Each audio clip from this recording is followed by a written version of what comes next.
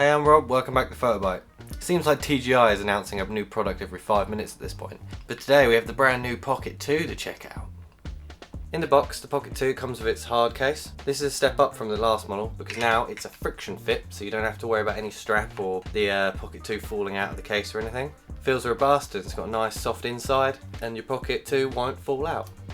Comes with two connectors for connecting it to your phone. Comes with a Lightning and a USB-C. But the cool thing about the Pocket 2 is you can store them inside the case, which is super handy for when you're on the go, because they're not just these little things you could lose really easily. They're still little things you could lose really easily, but now you store them safely and securely inside the case itself. As well as if you had the wide angle lens adapter, it'd go there. Also comes with this tiny joystick attachment, so it gives you better control over the gimbal itself. And new for the Pocket 2, they've upped the modularity significantly. With the base model, you just get one replacement base for the gimbal, which adds a tripod mount onto the bottom. Tripod mount on the gimbal itself. That makes this way more versatile for shooting. In the Creator Kit, or as a standalone accessory, you can buy the Do It All handle, which also snaps into the base here. Gives you extra features like wireless transmission and control. The modularity is a welcome addition to the Pocket. Now the camera itself has an upgrade. It has a slightly wider field of view, it has a larger sensor, and they say it has better image quality because of it, and the lens is slightly faster, being f1.8 over the last gen's f2. It comes with two colour modes, a standard colour mode, and their D-Cine-like colour profile, which is a flat profile but gives you more control over the colours in the edit. It can shoot 1080p, 2.7K and 4K, all up to 60 FPS, and then 1080p up to 240 FPS in slow-mo.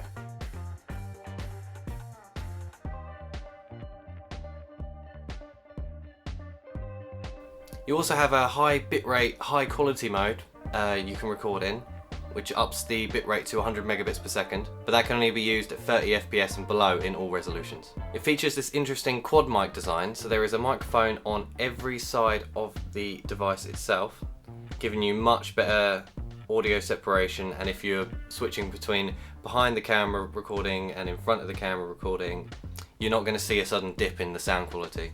Apparently that also allows them to add some wind reduction into the microphone recording as well.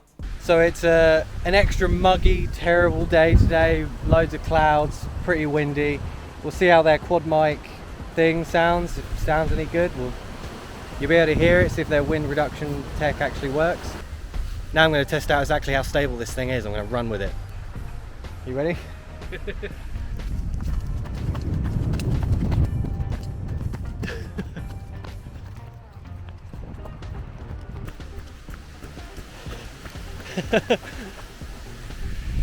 How ridiculous did I look? Pretty ridiculous. Now you can use most of the functions just on the gimbal itself, but you have to deal with that tiny little viewfinder, which is very hard to see because it's so small. But I don't know how else to make it easier to see. But you can switch into pro mode and adjust your exposure, your white balance and your color settings all from the device itself. You can shoot in slow-mo. You can even do some tracking stuff. You can set it to track your face when you're in selfie mode. So that way you don't have to worry too much about where the gimbal is pointing and it will still track your face. But to unlock even more features and have a much better experience in viewing what you're recording, you want to plug it into a phone. And that's where one of these attachments comes in. Pick the adapter that works for you. In my case, I've got a USB-C for my phone. You download and install the DJI Mimo app, and you just plug it in. This way you get a much better idea of what you're recording, and you get a few extra features as well.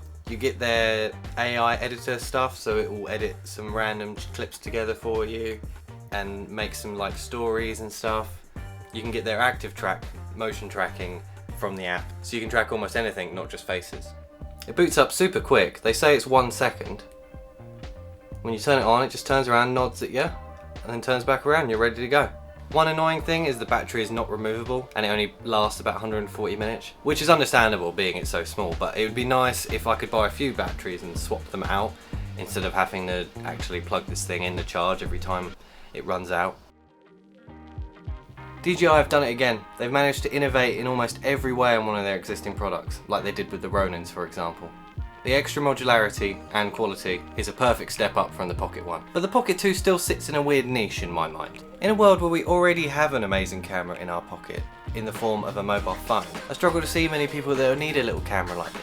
Especially when some of the best control and features of this involve you plugging it into a mobile phone anyway. Don't get me wrong, the Pocket 2 is definitely a step up from most phone cameras. But if you've already got a decent phone camera, if you're not looking for a second camera, probably not. Like, what would you get? Maybe better image quality, but that would depend on your phone. The microphones would probably sound better because of its quad setup. And obviously you get that gimbal stabilization. But you could get a phone gimbal, such as DJI's OM4, other brands are available, but we did a review on that a few weeks ago, you can check that out. But it's hard to come by a gimbal this small and compact.